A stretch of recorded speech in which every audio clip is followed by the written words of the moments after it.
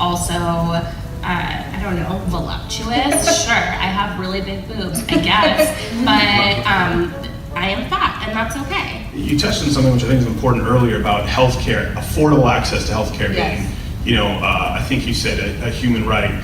So in that sense, with the fact that people who are overweight, like myself, or obese, are 3 to 7 times more likely to develop diabetes or cost $256 billion more per year, isn't that a concern of the taxpayer? And don't they have a right to have an opinion? And just like smoking, encourage healthier body styles if the taxpayer is involved in this decision?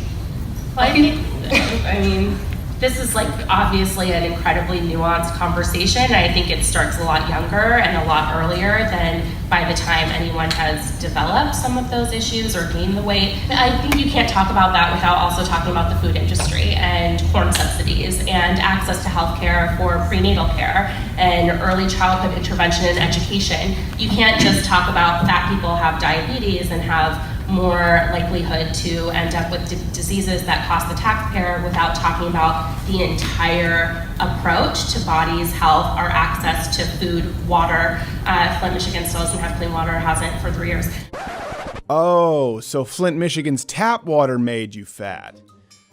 Well, that explains it. If we see a statistical risk pool, do we also agree that like insurance companies should have the right to discriminate in that sense based I do on not. cost? I think none of us would agree that it's okay to discriminate against fat bodies up here, but if you are, excluding people or penalizing people based on size, you're not just discriminating based on size, you're also discriminating based on, a number of things, including racial and ethnic backgrounds, for example. Wait, pause. Did she just insinuate that black people are fat? none of us have an issue with promoting healthy lifestyles. I think in our case, it actually is a really big part of our identities. And Brantley, Nicolette, and I talk a lot about we're both gluten-free, et cetera, because of our conditions. Oh, it's the gluten. That's the ticket. And that being said, I am very much someone who wants to promote living in healthy ways, but I don't equate that necessarily to a certain size. But if there's like a 700% chance more likelihood of someone, developing heart disease or diabetes, of course, shouldn't we promote that, for kids who are coming up? We agree that to lose weight. That's the big risk we should factor. not promote to lose weight. We should promote healthy behaviors. There's a much larger issue of the way we stigmatize bodies, the way they're approached in the medical and health industry, the way that the medical industrial complex is structured in general. Of course not. It must have been the gluten and what have you. Of course, that statement begs the question as to just how the medical industrial complex managed to so effectively target exclusively these women. But there wasn't enough time to get into that, so Not Gay Jared had a question of his own. I appreciate you putting this on. I think we're all learning a lot. Great.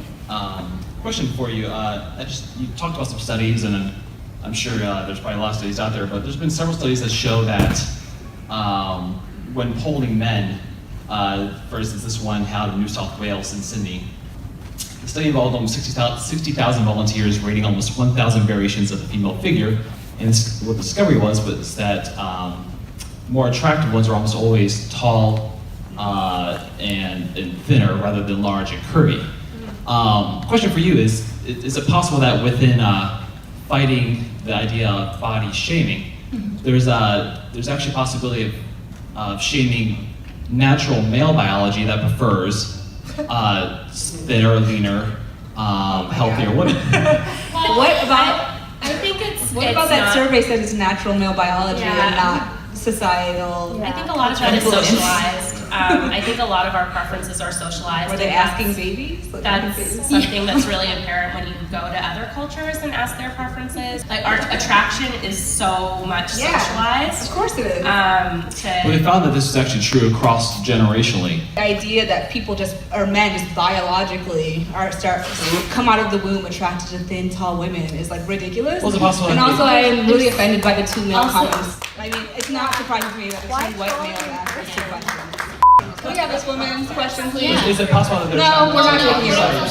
that healthy You're allowed to be attracted to whoever you're attracted to. There's nothing wrong with that. If a person is not attracted to me because my body is larger, I don't care. There's a million of other people who are. in fact, I wish fewer men What would you say to men I'm not hearing who you feel shame. shamed into No, finding no, certain body Nobody's attractive? shaming you No for, one's shaming liking you. thin women. That's not the problem. We don't That's- care. But it's, Yeah. I think it's okay It's to tell that it's wrong to not find certain body types attractive. No, I'm not sure where that's coming These from. magazines that they Yes. monitor. Sir, the answer to your question is no, there's no shaming regarding this. Yes, please. They came in here with the attention to like troll us, which is hilarious and not surprising. With the maximum triggering occurring, we had to get the hell out of there. Also, side note, we did have one other cameraman with us at that panel, but he got eaten.